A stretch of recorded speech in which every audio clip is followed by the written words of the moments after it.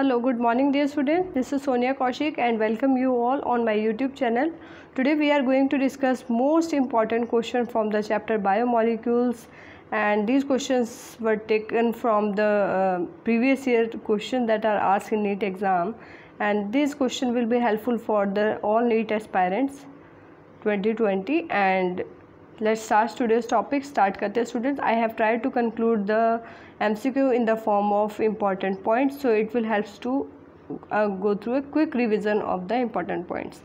So let's start. First point is holoenzyme.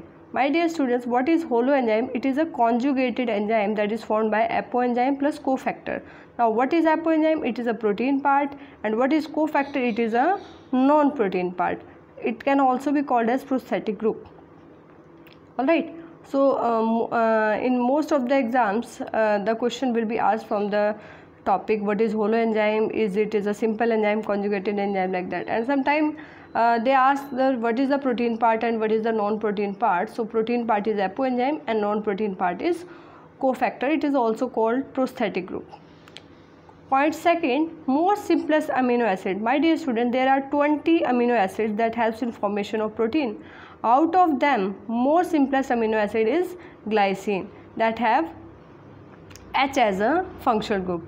See, the basic structure of the amino acid that have you can say carboxyl group, that have amino group, and that is alpha carbon, all that is same, and only difference is there, that is R group. If it is CH3, so that is alanine.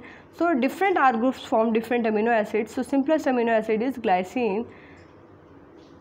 Next question, students, you have always heard that enzymes are proteinaceous in nature, but ribozyme is an exception. Ribozyme is a form of ribosomal RNA, that is 23S RNA, which act as catalyst in splicing of RNA during protein synthesis. So we can say it is a non-protein enzyme. It is a non-protein enzyme, whereas other enzymes you can say, whereas other enzymes are proteinaceous in nature. Alright, not protein, यहाँ पे enzymes आएगा. चलिए next बात करते हैं बेटा reducing sugar and non reducing sugar पे काफ़ी बार क्वेश्चन आते हैं. What is reducing sugar?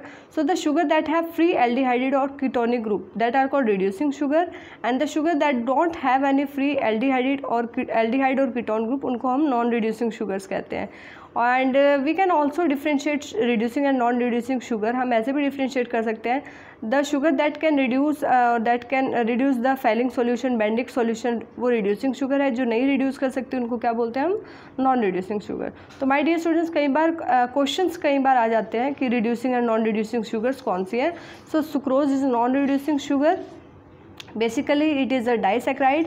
It contains glucose and fructose as its sub unit. Maltose की बात करें बेटा, माल्टोज भी डाइसैकेराइड है, 2 ग्लूकोज सब यूनिट से बना है, लेकिन माल्टोज रिड्यूसिंग शुगर है. ठीक है.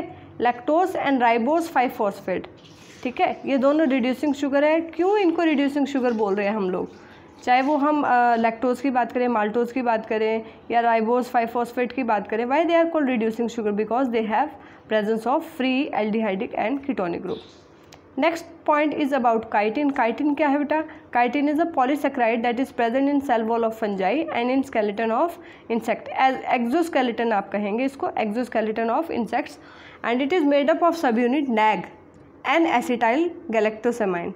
ग्लूकोसामाइन भी आप बोल सकते हैं, एन एसिटाइल ग्लूकोसामाइन और गैलेक्टोसामाइन. Moreover, chitin is also present in the radula, that is a rasping organ in mollusk phylum. So it is also present in radula of mollusk. Collagen पे काफ़ी बार क्वेश्चन आ चुका है बेटा. Collagen is the most abundant protein. Protein भी कैसा है? Structural protein in the animal world.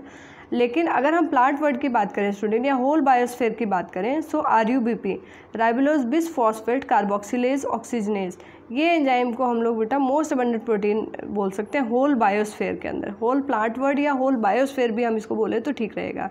And इसको RUBP भी कहा जाता है. Next question is about lecithin. What is lecithin, student? Lecithin is a phospholipid that is found in all living cells as a major component of their cell membrane. It is made up of choline and anisotol. Next question is about चारगाफ rule. चारगाफ rule कहाँ पढ़ा है बेटा आपने? Double helical structure जो आपको Watson and Crick ने दिया था, उसमें हम लोग चारगाफ रूल स्टडी करते हैं. Chargaff rule suggested that proteins are equals to pyrimidine in the structure of DNA. That means A + T is always equals to G + C in the DNA structure. A और G क्या है बेटा यहाँ, A for adenine, G से क्या है guanine, T से thiamine, C से साइटोसिन। दैट मीन्स A हमेशा कंबाइन करता है T के साथ, G हमेशा कंबाइन करता है C के साथ।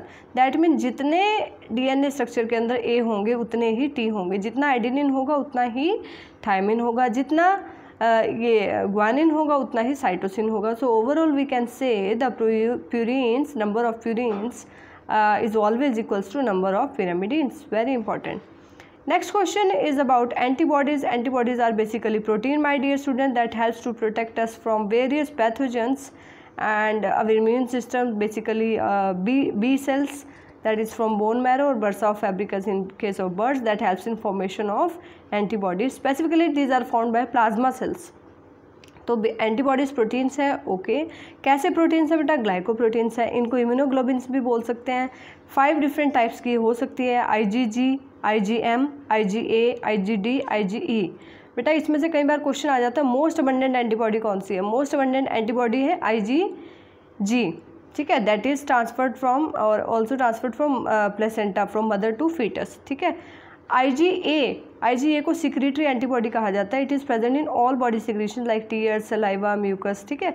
IgM की बात करें बेटा, कई बार क्वेश्चन आता है which is the first antibody that found in the response of you can say antigen और pathogen, so that may be IgM, क्योंकि IgM में बहुत सारी जो है एपिटॉप्स रहते हैं और you can say antigen binding site होती है बेटा। 10 एंटीजन बाइंडिंग साइट प्रेजेंट होती है IgM में, ठीक है। 5 वाई शेप स्ट्रक्चर से बना है and that are connected with the help of J chain. तो 5 Y shape structure immunoglobin protein इसके अंदर है बेटा। तो एक वाई शेप स्ट्रक्चर के अंदर 2 एंटीजन बाइंडिंग साइट होती है। तो टोटल IgM के अंदर कितनी बाइंडिंग साइट होगी, 10। IgA डाइमेरिक एंटीबॉडी है तो इसमें टोटल 4 एंटीजन बाइंडिंग साइट होगी, ठीक है। और IgG इज अ मोनोमेरिक, ठीक है। IgE specifically comes in you can say plays a very important role in case of parasitic infection।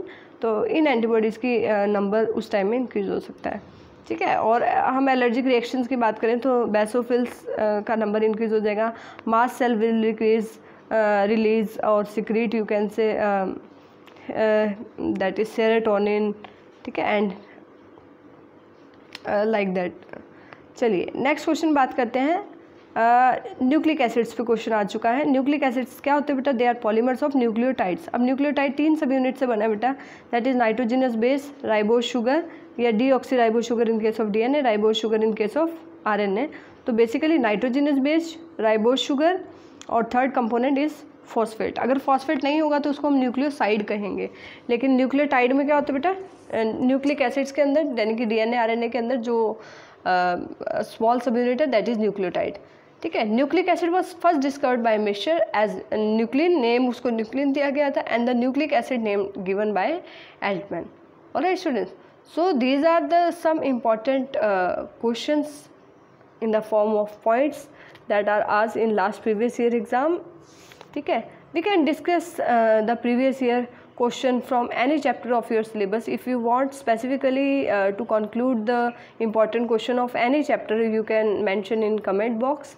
And if you like this video, please hit the like button so that I will try to make more and more videos and more number of questions, more number of points in upcoming videos. Alright, so this is okay for today. Goodbye.